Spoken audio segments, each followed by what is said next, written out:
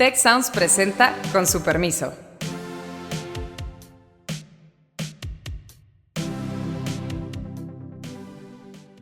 Con su permiso, yo soy Carlos Elizondo y hoy tenemos un programa muy particular porque vamos a hablar de la complejidad de hacer periodismo en una zona donde la violencia criminal, la violencia del crimen organizado, lo hace muy, muy difícil. Pasamos de tener un narcotráfico que estaba más en la sierra, en la siembra, en la producción, a estar en ciudades, en la ciudad. ¿Qué tan insegura es la profesión para ti, para tus colaboradores? Este es el país donde más periodistas matan. Somos un país mayoritariamente impune, donde la justicia no existe para nada ni para nadie, ni en delitos graves ni en delitos menores, ¿no? Hemos invitado a Adrián López, quien es director y editor en jefe del diario Noroeste en Culiacán. Ex egresado nuestro del TEC, andaban aquí en una plática nostálgica sobre el TEC. Azucena también, y bienvenido, Adrián. Hola, Adrián, No, pues, bienvenido. al contrario, muchas gracias. Es un gusto poder platicar con mi casa y bueno, lo que pueda ser útil. Encantado. Si les parece, podemos arrancar como poniendo un poco en contexto. El presidente López Obrador, en una de sus últimas mañaneras, o en una conferencia, no me acuerdo, en un evento, dijo algo así que estábamos tan bien en Sinaloa hasta que los Estados Unidos se llevaron al Mayo Zambada, se metieron y se rompió el equilibrio. Entonces, lo primero es, sí estábamos muy bien antes, Adrián, digamos, sí era un equilibrio funcional, era un equilibrio que les permitía vivir razonablemente bien. Eso es lo deseable, un equilibrio entre capos. ¿Por qué no empezamos por el contexto? Porque sí, si uno ve los datos de homicidio en Sinaloa y en Culiacán, pues llevábamos mucho tiempo sin que fueran de los más elevados. Tampoco es que fuera Zúrich, pero pues, estaba en la tabla media, sin el tipo de eventos recurrentes de Guanajuato, de Guerrero, del propio vecino Sonora, que antes era un estado más tranquilo que ustedes. Cuéntanos un poco de dónde venimos. Bueno, habría que decir que no éramos Zúrich, tampoco Mérida, por ejemplo, para tener una referencia más cercana. Y que Sinaloa lleva 50 años, mayoritariamente Culiacán, pues cohabitando con un crimen organizado muy poderoso, ¿no? Con el famoso cártel de Sinaloa, que ha tenido diversas facciones, que ha diversificado, que ha evolucionado y que se ha convertido en lo que yo llamo, pues, la primera gran mafia mexicana, ¿no? Un cártel que va más allá del narcotráfico, más allá del crimen organizado per se, y empieza a tener características, dinámicas criminales, sociales, etcétera, de lo que conocemos en el canon tradicional de una mafia, ¿no? Un grupo de poder fáctico que usa la fuerza, el control, la violencia para hacer negocios ilegales, para mantener una base social y para poder seguir siendo quien dicta las condiciones de convivencia en una comunidad, que empezaría diciendo eso, ¿no? Pero se decía que era un cártel, déjame poner las comillas que no va a ver nuestro público, bueno. Es decir, que no se metía con la gente, que había ciertos crímenes a los que no le entraba. Incluso en algún momento se decía que era un cártel tradicional, que solo se dedicaba al negocio de las drogas, que no se metía en otras cosas. Entonces ese mito es más complicado. Claro, porque es un mito. Al final, la evolución del cártel que sí empieza, digamos, como el viejo narcotráfico en la sierra, traficando primero goma de opio. De hecho, en los 70s, 80s, la manera en la que los sinaloenses le llamábamos a los narcotraficantes era gomeros, porque se dedicaban a eso. Y luego los narcotraficantes evolucionaron a marihuana, cuando el mercado de la marihuana detona en Estados Unidos y se vuelve su principal negocio. Siempre fueron intermediarios de cocaína, sobre todo en la época del Señor de los Cielos, ¿no? Que era el gran controlador del cártel de Juárez, pero que era sinaloense. Y bueno, lo más reciente, digamos, la última gran diversificación comercial del cártel de Sinaloa es en la medida en que la marihuana se legaliza en Estados Unidos o se regula, el cártel de Sinaloa pierde la mayor parte de ese mercado y se mueve a drogas sintéticas, mayoritariamente metanfetaminas en el mercado interno, que es con el que alimenta al mercado nacional y su estructura también criminal, y fentanilo para exportación, ¿no? Que bueno, sabemos lo que está haciendo el fentanilo en Estados Unidos. Esta nueva lógica hace cambiar también al cartel, porque deja de existir o de predominar, digamos, la producción rural de las drogas, que implicaba una estacionalidad, una mano de obra, un acceso difícil. También deja el modelo de ser solamente un modelo de exportación, donde tú mandabas drogas y lo que necesitabas era corromper la ruta, controlar la ruta, ser ingeniero allí.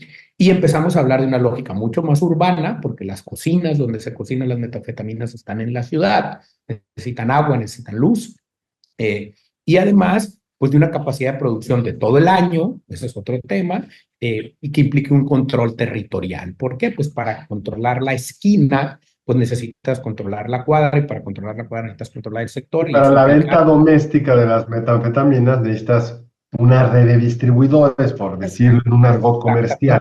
Pero también de vigilantes, pero también que son los nuevos Adrián, halcones. Dime. yo quisiera añadir a este contexto que, por un lado, pues tenemos esta forma de producir las drogas, la forma de distribución que ha cambiado, como es la territorialidad que se ha necesitado, pero también yo creo que algo que ha cambiado mucho es la forma de liderazgo de estos cárteles, que al parecer al principio era como una cabeza, después pareciera que fueran dos grandes cabezas, uno de ellos ya en Estados Unidos, otro pues recientemente en Estados Unidos, y después vienen como las otras generaciones. Y yo creo que hablando un poco del parteaguas, de esto que decía López Obrador, no podemos omitir aquello que pasó en el Culiacanazo en 2019, cuando hubo un intento por primera vez de detener a uno de los hijos del Chapo, Ovidio Guzmán, y pues no se dio esa cuestión, ¿no? Yo recuerdo muy bien ese momento, haber estado en el aeropuerto de Guadalajara y cómo se tensió, digamos, no solamente yo creo que la ciudad de Culiacán, sino toda la región. Y después de eso, pues vinieron como estos años de, por lo que decía López Obrador, cierta calma, hasta lo que vimos en julio de este año. Entonces, yo diría que son varios momentos de transitar de esta violencia, de esta inseguridad, de este manejo de un cártel, de mucha tradición que se ha venido modificando a lo largo de los años. Y creo que los periodos como que ahorita nos interesaría analizar más sería este del Culiacanazo hasta julio del 24 y lo que estamos observando en estas últimas fechas y qué esperamos a futuro y principalmente enfocándonos en el tema de la prensa. ¿Cómo ha vivido la prensa estos periodos? Esa sería mi Sí, pregunta. totalmente. Evidentemente, digamos que la primera vez que el cártel de Sinaloa le enseña los dientes a su comunidad es en este primer Jueves Negro, ¿no? En octubre del 2019, cuando el cártel decide secuestrar a 11 militares y ejercer, así lo publicamos nosotros en portada y fue toda una discusión, narcoterrorismo, ¿no? O sea, usar el miedo, usar la violencia para conseguir unos objetivos específicos, aunque no, digamos, hubo un ataque directo a la población. Hubo 3 víctimas inocentes colaterales que hay que siempre recordar, que quedaron, digamos, en medio de las balaceras y que no sabemos quién las mató, si el ejército, el crimen organizado, la refriega, etcétera, porque no tenemos información de eso. Y habría que señalar también que ese primer gran Jueves Negro, que sucede en realidad en un sector de Culiacán, pero que se oyó en toda la ciudad, es 100% impune, no hay un solo detenido de ese hecho, ¿no? ¿No Entonces hay un solo detenido? Un solo hay un detenido. solo detenido del primer Jueves Negro. O sea, no lo soltó el Poder Judicial de la Federación, nunca los detuvieron. No, nunca los detuvieron. Que No hay... siempre está el cuento de que el problema es el Poder Judicial. Aquí no ha habido solo detenido. No, para nada. No hay detenidos. Nosotros en Noroeste le hemos preguntado muchas veces a la FGR, a la Sedena, etcétera. Y lo más que hemos logrado es que nos remitan a la conferencia mañanera de ese día donde la Sedena hizo una explicación y nos vuelven a mandar el PowerPoint que todos vimos, ¿no? Pero no hay detenidos. Del segundo sí, obviamente. El segundo ya fue un operativo que tuvo éxito en términos de la detención de Ovidio. Además de Ovidio, ¿detuvieron a más personas en el segundo? Sí.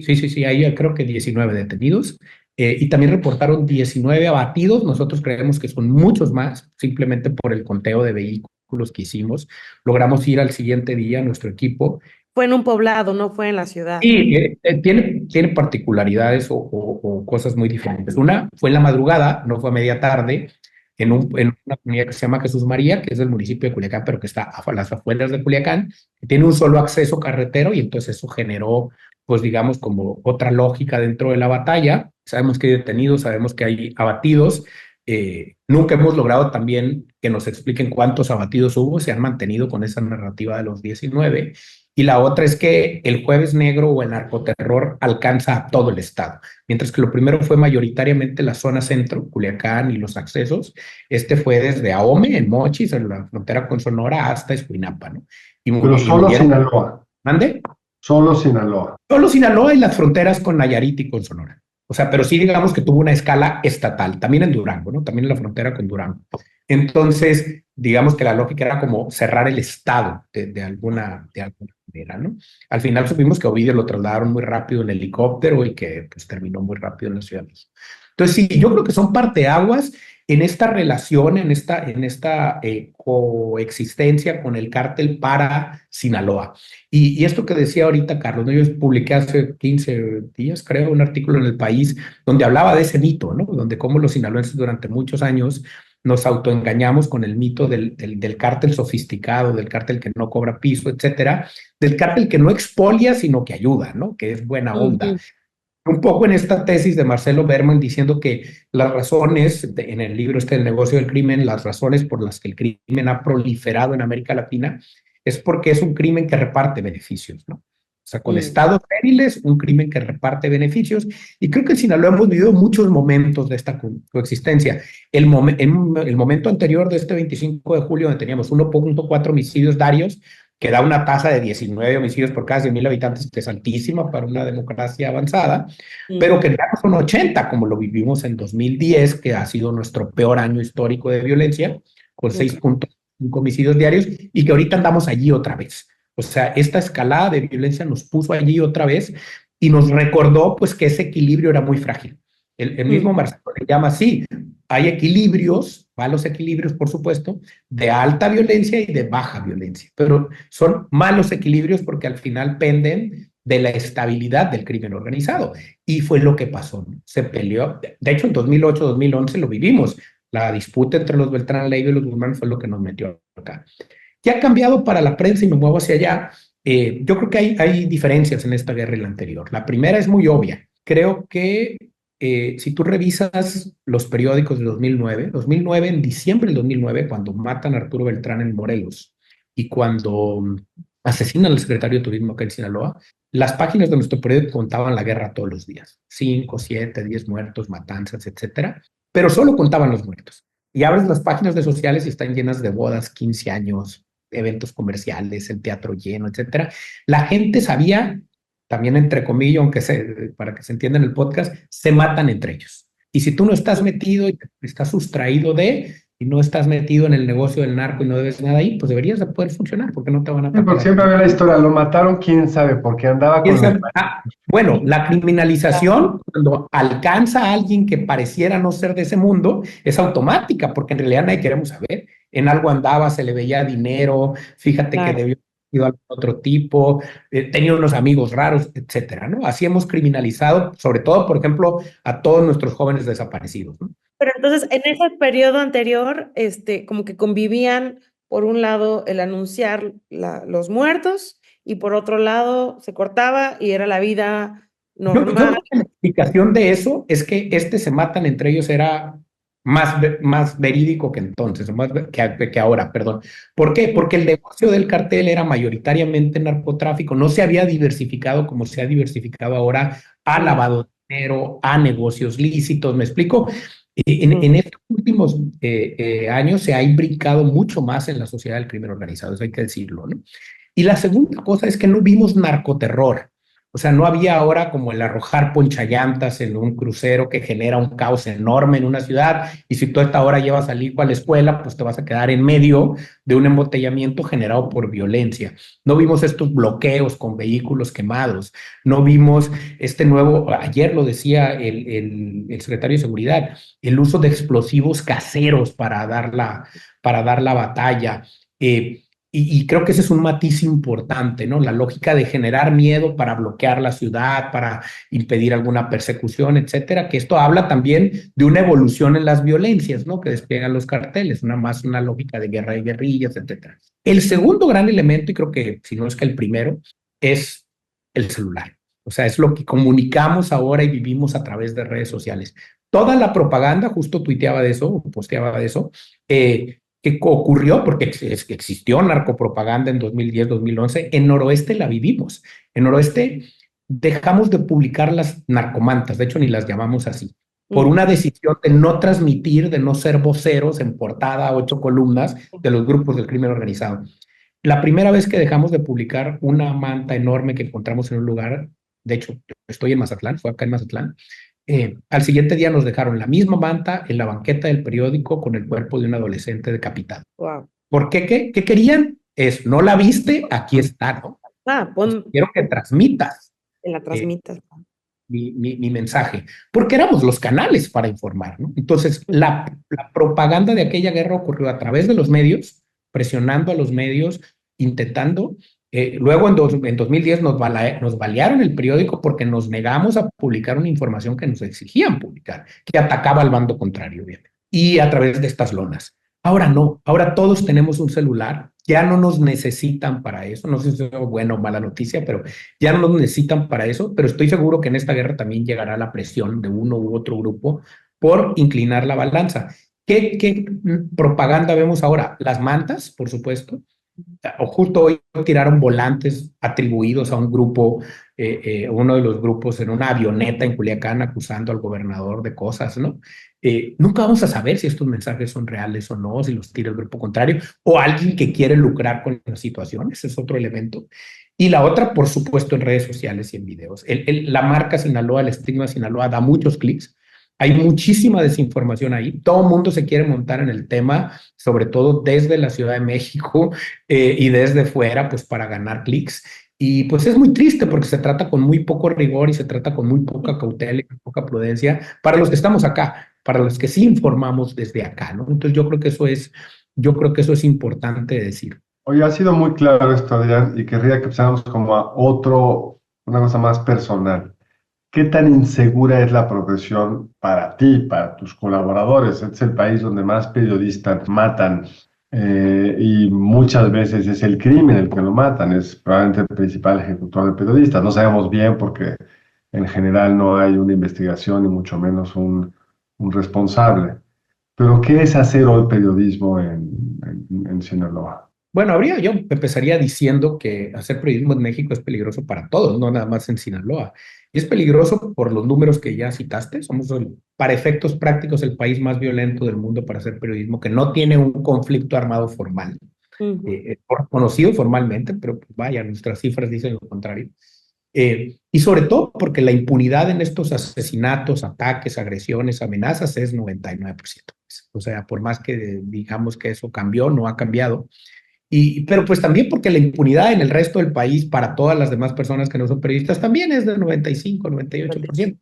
Somos un país mayoritariamente impune, donde la justicia no existe para nada, ni para nadie, ni en delitos graves, ni en delitos menores, ¿no? Si hubiera que tener un argumento empírico para la bondad de la gente, creo que es ese, ¿no? Somos un país donde 99 de cada 100 delitos no se castigan y funcionamos. Entonces, creo que eso dice mucho. Y luego traído a Sinaloa, creo que en Sinaloa el gremio empiezo haciendo un reconocimiento al gremio de periodistas locales, porque creo que sí hemos logrado con todas estas coyunturas, todos estos momentos, no convertir a Sinaloa en una zona de silencio. Creo que en Sinaloa se sigue diciendo lo que pasa, a diferencia de lo que sucede en muchos lugares de Guerrero, por ejemplo, de lo que sucedió en Tamaulipas en algún momento, en la misma ciudad Juárez, en la misma Tijuana. Y esto pues no es eterno ni está tallado en piedra, sube y baja, ¿no? Hay veces que hay más contextos en los que hay mejores condiciones y hay veces que no los hay, pero creo que en Sinaloa en general el gremio local hemos logrado a través de ir a cubrir con ciertos pools, ahorita me puedo meter en los comos, pero creo que hemos logrado seguir diciendo lo que pasa y seguir exigiendo información, ¿no? Creo que en eso hay que estar orgullosos y agradecidos del gremio, ¿no? Por el otro lado, creo que también hemos aprendido cosas. Después de muchos años, hemos aprendido cosas para bien y para mal. Tenemos protocolos de todo. Voy a hablar de lo que nosotros hacemos. Nosotros tenemos como dos maneras de abordar esta violencia. Y me gusta decir que la primera gran manera es institucional, no es personal, porque las instituciones tienen más capacidad de responder que las personas, porque las instituciones también se equivocan, pero tenemos más capacidad de tomar mejores decisiones colegiadas, discutidas, horizontales, que una persona cuando tiene miedo o cuando se siente en situación de riesgo, ¿no? Entonces, en Noroeste hemos decidido que siempre la respuesta o la aproximación con la que abordamos estas violencias institucionales, empezaría diciendo eso. Y para eso tenemos instrumentos muy claros, un código de ética muy claro, unos protocolos para cobertura, para publicación. Pero en 2010, en esa primera guerra, generamos unos lineamientos ético-periodísticos, y enfatizo lo ético, para decidir cómo cubrir y cómo publicar sobre violencia. En este tema de los protocolos éticos y como me encanta esto que mencionas de las instituciones, ¿qué tanto, por ejemplo, hay lineamientos internacionales que a veces las personas ni siquiera tenemos idea que nuestros periodistas los siguen, ¿no? Me gustaría que pues, nuestra audiencia supiera si es que esto se rige también por lineamientos internacionales, qué tan profesionalizante es, es este oficio tan importante y cómo lo llevamos y qué interesante es saber que existe esto en Sinaloa, ¿no? No sé si nos pudieras comentar un poquito más sobre Sí, claro. estas reglas. Sí, claro. Básicamente lo que dicen esos criterios que pueden ser muy generales y algunos muy específicos, ¿no? Por ejemplo, pueden ser tan procedimentales como cuando publicamos fotos de un enfrentamiento, pues difuminamos los rostros de los paramédicos, por decir una cosa, así de procedimental. Pero en realidad tiene dos premisas básicas de las que se desprenden todos los demás. La primera gran premisa es que siempre vamos a decir, o sea, siempre vamos a tratar de publicar qué, cómo, cuándo, dónde y el contexto de lo que logremos cubrir y verificar. O sea, no, el silencio no es la opción, ¿no? Esa es la primera gran premisa, seguir manteniendo nuestra libertad de prensa para informar sobre los hechos de violencia siempre y cuando tengamos capacidad de verificar. Noroeste es por mucho el medio de Sinaloa más lento para publicar los hechos de tiempo real, porque verificamos. Y les digo, no llegamos primero, llegamos mejor. Siempre. O sea, claro, ahorita la gente quiere información en tiempo real en el WhatsApp Claro, y el TikTok. todo el mundo está dispuesto a luego nada más tumbar el post si se equivoca. No hacemos eso, o sea, y eso cuesta muchos clics, pero no lo hacemos. Y la segunda gran premisa es que asumimos nuestra cobertura de la violencia de una perspectiva mucho más amplia de construcción de paz. O sea, no vemos cubrir violencia como nota roja a secas, sino nuestra sección se llama Seguridad y Justicia, de hecho, ¿no? Entonces la contamos desde una perspectiva que permita construir paz en lo narrativo, que es lo nuestro, ¿no? O sea, en la información. Estoy leyendo el nuevo libro de Harari, donde habla pues de la idea ingenua de la información, ¿no? De cómo creemos que la gente sabe qué hacer con toda la información todo el tiempo para ser más sabia y mejor informada. Y a nosotros, pues eso nos lo comprueban todos los días que no es así, ¿no? O sea, entonces es muy importante el rigor.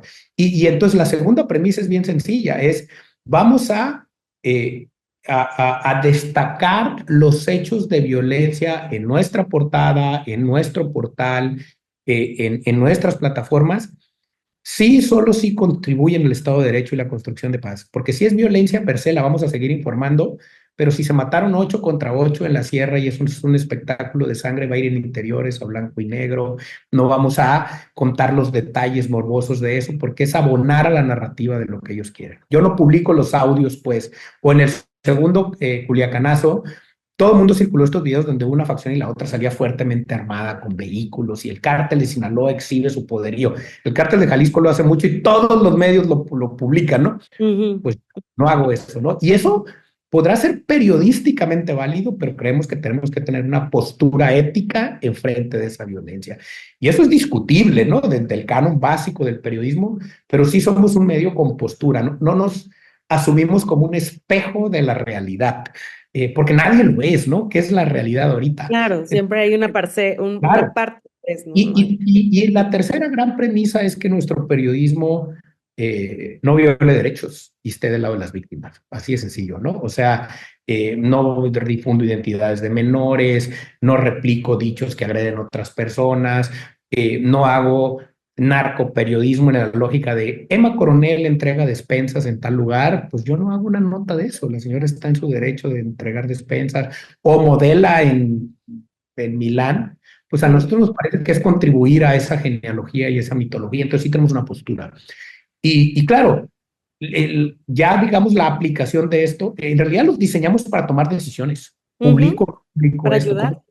porque creemos, y esto me lleva al tema del riesgo, y tratar de responder la pregunta de Carlos, que lo primero que nos cuida o nos pone en riesgo es nuestro rigor y el talante ético del periodismo que hacemos. Si yo Además, esto ayuda a que nadie se sienta que tomaste partido. Claro, cuando nos balearon el periódico Si eres en Mazatlán, consistente, pues les puedes caer gordo, pero no lo van a sentir como, exacto, va a ser más difícil que lo sientan como un ataque. No fue una exacto. decisión tomada al azar, sino me encantó esto que decías, todo esto lo tenemos como lineamientos para tomar decisiones, ¿no? Y Sí, entonces lo que pasa porque en el día a día Internet no es. es muy abrumador.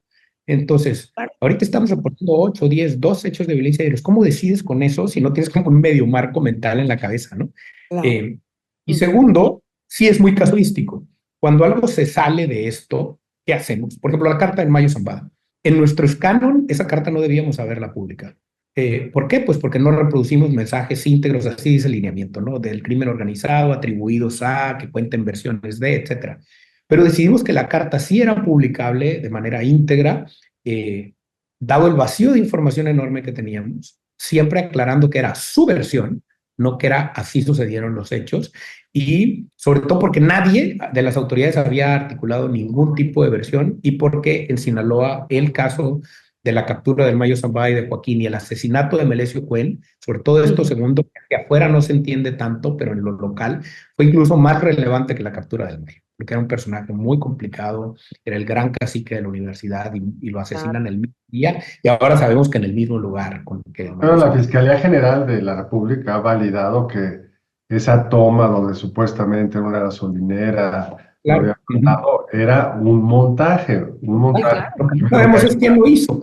Eso sí lo hemos probado, ¿no? Todo el mundo se lo está atribuyendo a la Fiscalía General del Estado, pero bueno, quien da esa primera versión es el acompañante, bueno, que ya sabemos que ahora ya cambió su versión, no sabemos por cuál otra, eso sí no sabemos, ¿no? Entonces, en todo este proceso es más lo que no sabemos que lo que sabemos todavía, eso es muy claro. El tiempo se nos va a acabar y yo querría regresar a algo que dijiste comparando la crisis del 8-10 con lo que estamos viviendo ahora, que es que entonces la vida social continuaba. Las bodas, los bautizos, las plazas comerciales llenas. Hoy, ¿cuál es la situación de la vida cotidiana en Sinaloa o en los puntos más violentos de Sinaloa? Bueno, la mayor parte de la crisis la está asumiendo Culiacán, que es la capital, que es una ciudad de 1 millón de personas, y tenemos 2 Culiacanes, uno de día y otro de noche. Algo que ha evolucionado en este proceso, y en el principio la parálisis fue muy poderosa también durante el día, en la medida en que la autoridad ha logrado como cercar la ciudad para que suceda, digamos, fuera de un cierto perímetro la mayor parte de la violencia, y también que suceda durante la noche.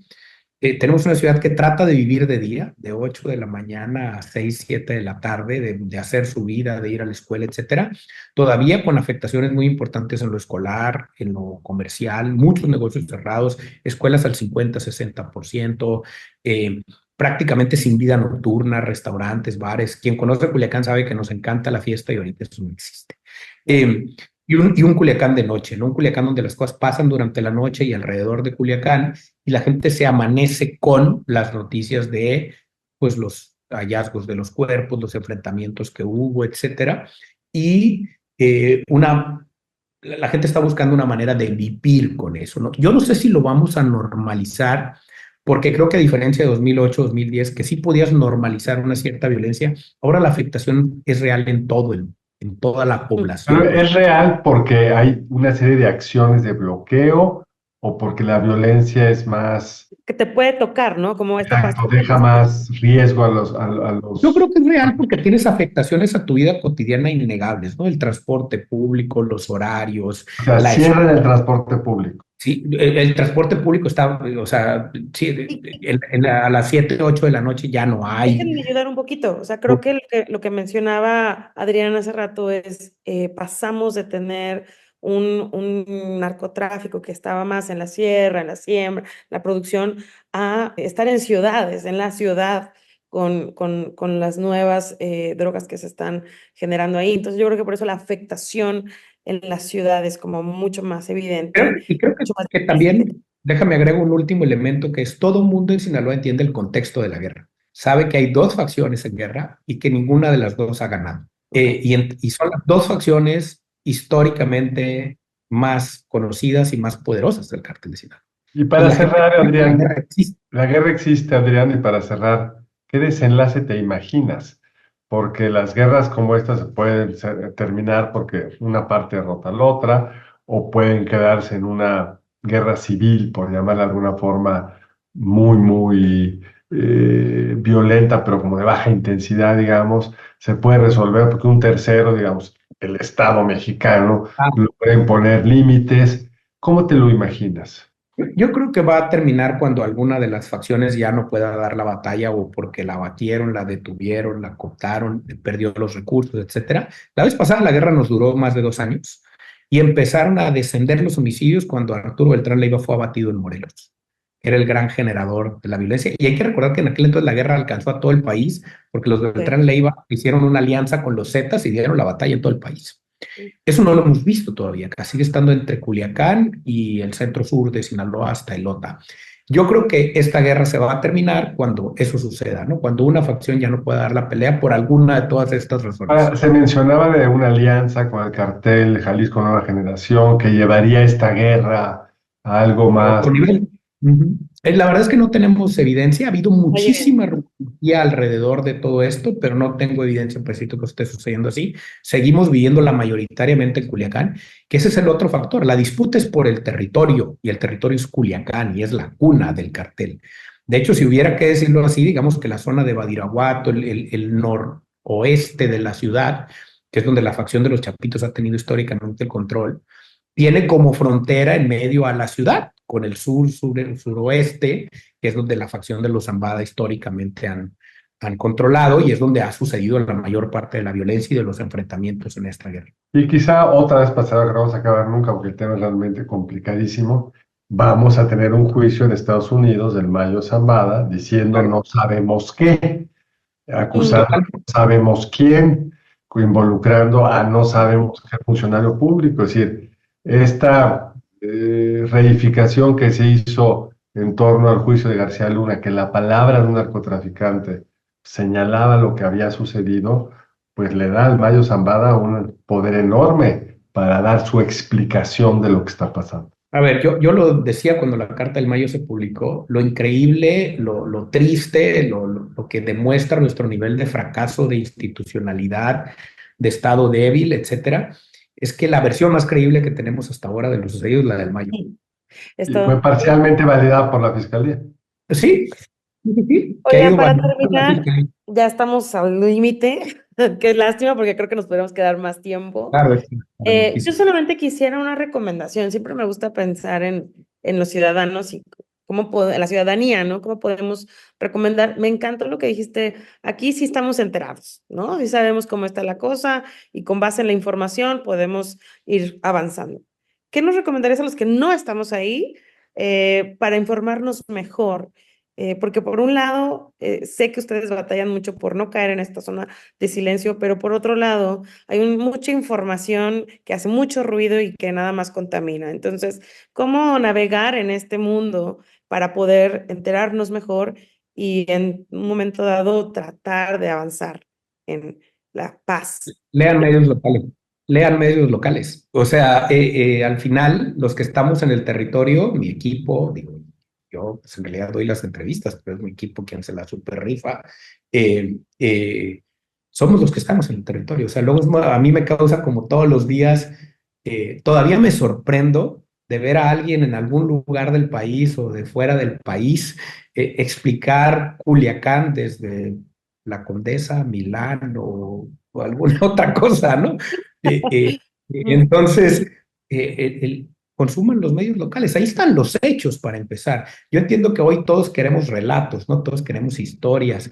Yo muy probablemente soy el peor, la peor voz para explicar estas cosas, porque en las entrevistas digo, no sé más que ninguna otra cosa, ¿no? Hay muchas cosas que no sabemos y estoy acá. Claro. Y mi equipo está. ¿Por qué? Pues porque no sabemos. Sí, Y de porque es pronto una veo. actividad criminal, porque no es algo transparente, no sabemos quién Sí, está. pero he recibido solicitudes de entrevistas de, ¿me podrías decir por qué esta facción se enojó con la otra facción? ¿O qué pasó ese día de la reunión? Oye, no saber. Entonces, claro, es muy complejo. Necesitaríamos, perdón que te interrumpa, pero ya nuestro tiempo está encima.